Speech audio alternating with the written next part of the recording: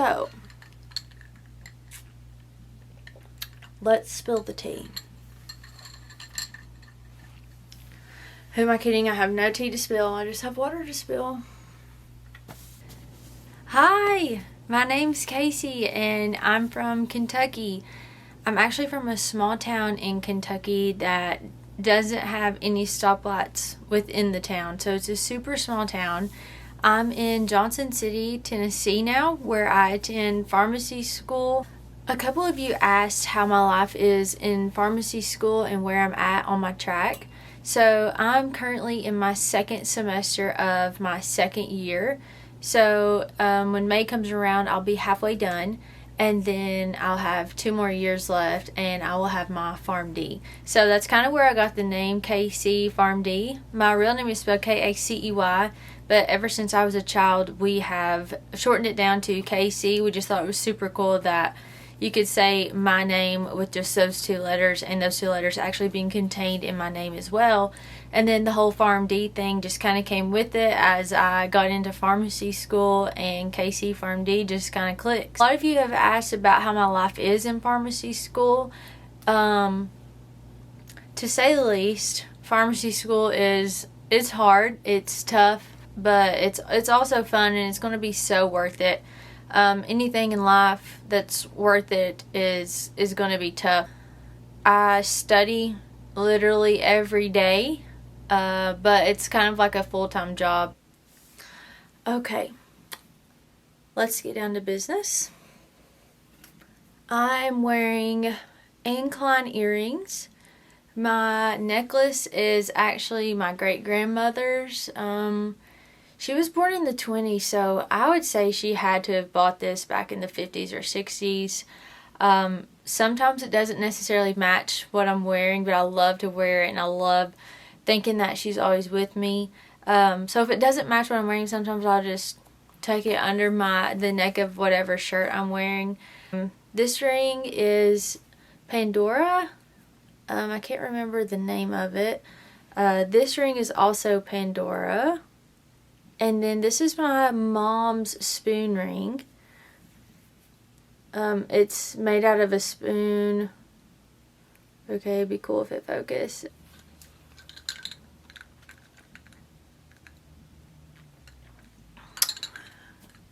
I've been so thirsty lately.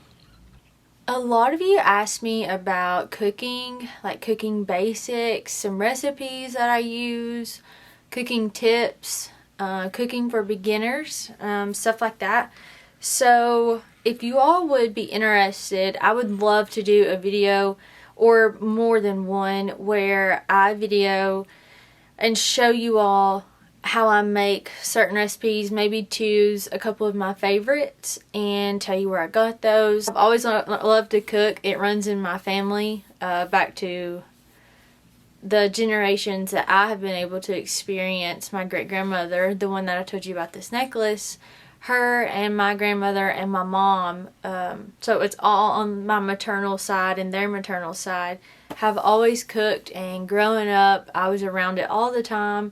So I kind of had to love it whether I wanted to or not, but I did end up loving it, and I've gotten compliments on my food, especially since I've gotten older and I actually cook dinner for people. They always ask me what it is, how I made it, and stuff like that. My go-to person that I refer to recipes for is Chrissy Teigen.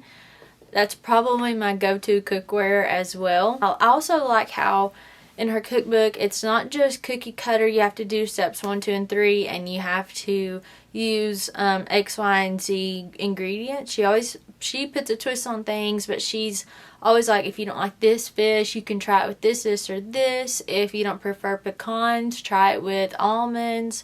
So you can always put your own personal twist on things, and it makes it your dish. So I actually have one of Chrissy Teigen's cookbooks that I love, and I have this cookbook that I got at a bargain store, and it was like $4.99 for over 300 recipes. One of my favorite recipe books is this recipe book that I have actually created on my own. So my grandmother, my mom, and a couple of other people in my family have kept recipes over the years throughout so many generations. And as my grandmother has gotten older, she doesn't cook as much. So she has allowed me to go through those recipes and take ones that I wanted to try and to keep throughout the generations as well, and pass down throughout the upcoming generations in the future.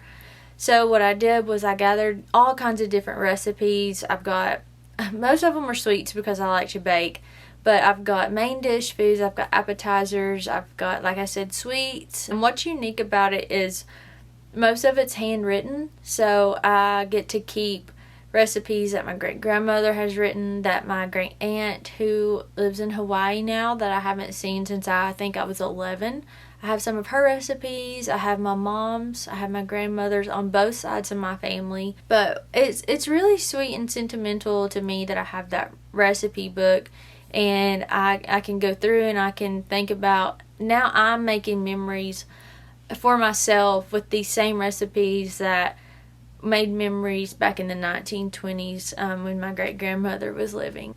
Quite a few of you asked me about my exercise regimen as well.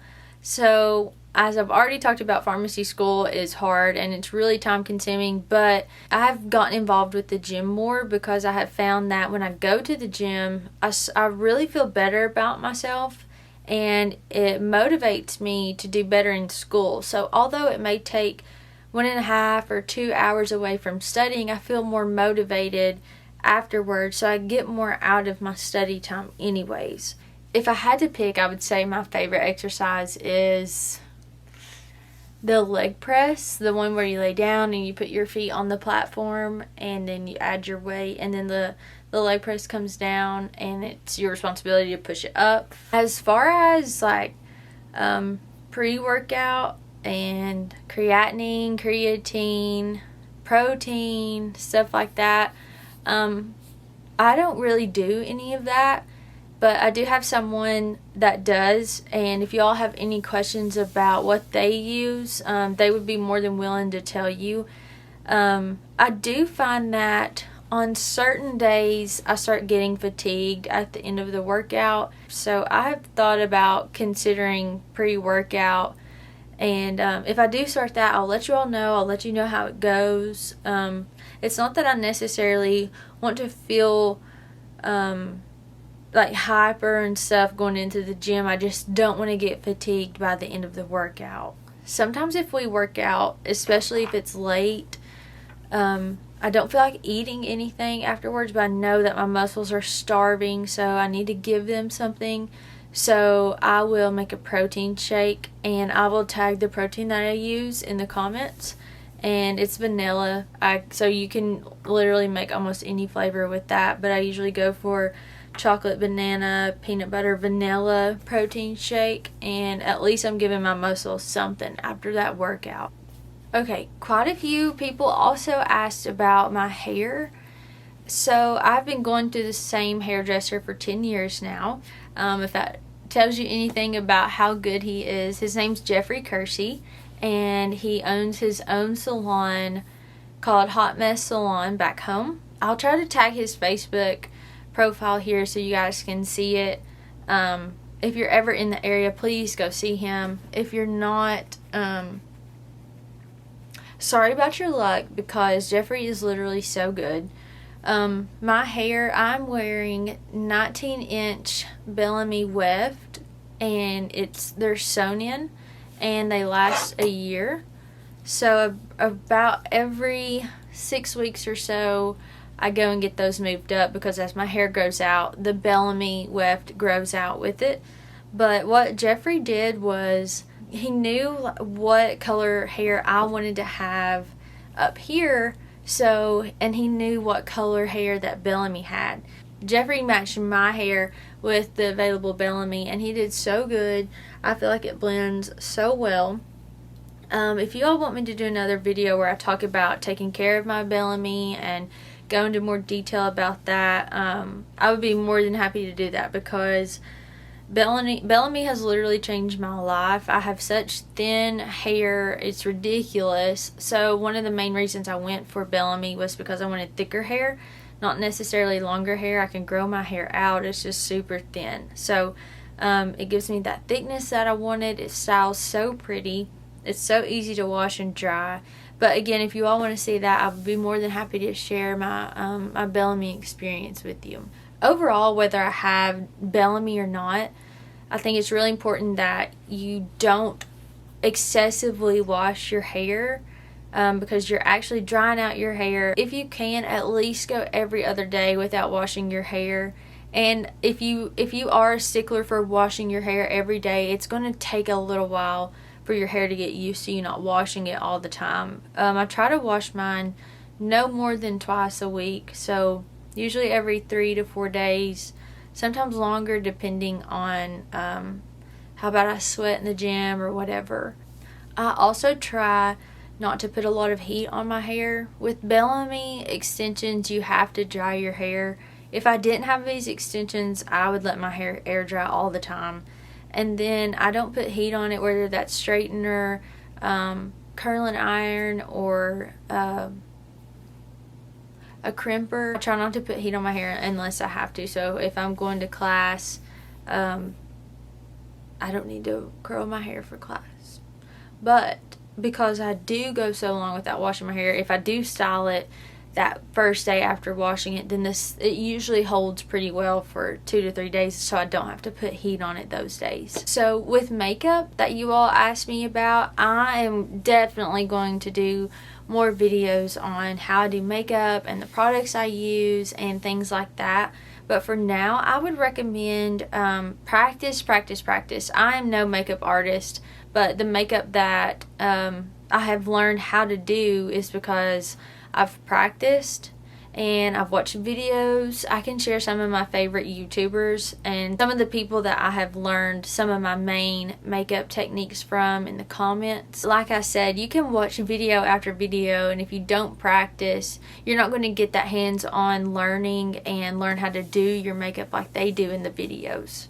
It's important to practice and learn how you do those things, because somebody can be telling you something on a video, and until you feel it for yourself, you're not going to get that technique down, and it's not going to look like how you want it to until you practice.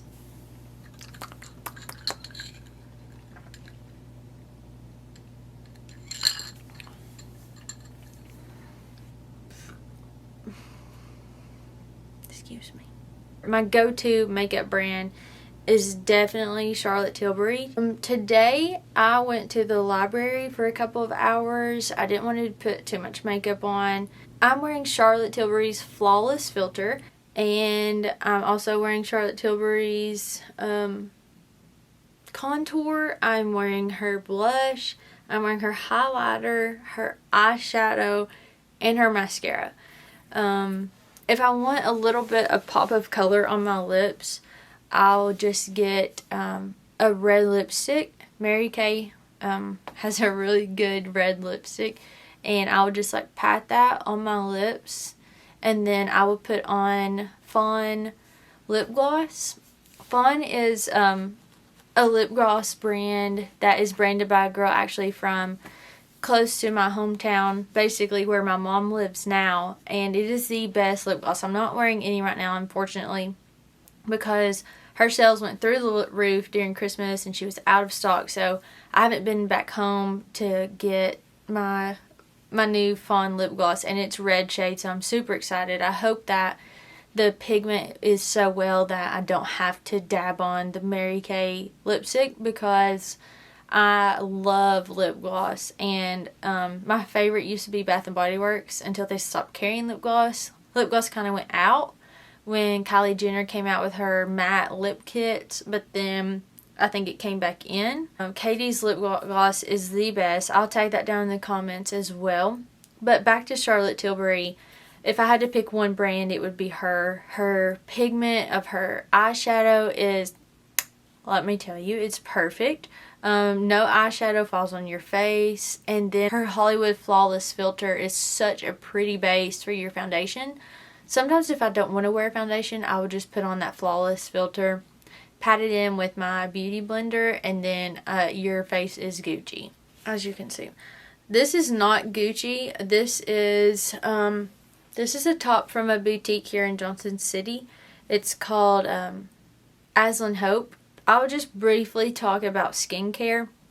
So ever since I was probably 12 years old, I started to wear makeup, and I think that's probably where my love for makeup got started, because my mom, I think she liked it pretty well, and instead of just giving me these foundations and mascara and blush and eyeshadow and whatever and just throwing it at me, my mom sat me down and talked to me and taught me how to put on my makeup. And I was also in a lot of pageants, so I learned a lot of makeup techniques that way, and I watched the evolution of makeup. When my mom started me wearing makeup, she also made me start skincare, because when you start putting makeup on, it's usually around the age that you go through puberty, so your skin isn't the best anyways because all of those changes. So she bought me a full Clinique set, and I thought it was the best thing.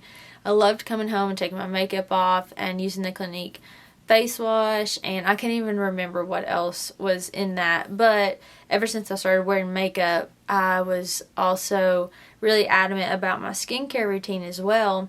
And now there's so many different options for skincare, and I would love to talk to you about products that I think work well and products that I think you probably should avoid. And I say those things and review those things with the pharmacy background that I have so far. One of the biggest things with skincare is consistency. You're not going to see a change if you wash your face one morning, go to sleep with makeup on at night, only use a serum once a week, don't do this or that. So once you get a routine, it's about consistency, and I'd love to help you all create a routine for yourselves.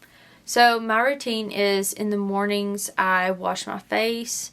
I usually do like a skin regimen as far as like retinol and really making my face glow, vitamin C, making it pop, really restoring that collagen. Once I get my serums on, I do a face moisturizer, and especially in the mornings when you have that extra puffiness in your face from being asleep, I have a mini refrigerator that I keep in my bathroom where I keep all my serums and my face wash and all that stuff in there.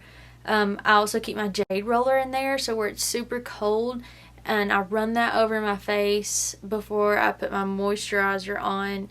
It really takes out the puffiness, and it cuts my cheekbones, and I think it just preps my face for my makeup for the rest of the day. And then in the evenings, I will do more of an acne treatment, because that stuff is harsh on your face. I like for that to sit on there overnight with a little bit of extra face moisturizer on there. And I don't know if this is a real thing, but I have in my head that if I do an acne serum, and then like if I were to do an acne serum in the morning and then put makeup on and then go throughout the day, I feel like I've exposed my acne, and then I'm putting makeup on it, and then it's just going to be super dirty. So I like to do my acne treatment in the evenings with like hyaluronic acid. I also like The Ordinary's The Buffet, and then I like to do a heavy eye cream under my eyes. That way it can stay on there super thick and then absorb into right here over the night, because I have super bad black circles under my eyes and crow's feet over here. And it doesn't matter how much sleep I get at night. I think it's a genetic thing, because my dad and my brother have it as well. So I have to wear a lot of concealer. And I've learned that the more moisturized your under eye is, that the better your concealer stays on your face and doesn't crease throughout the day.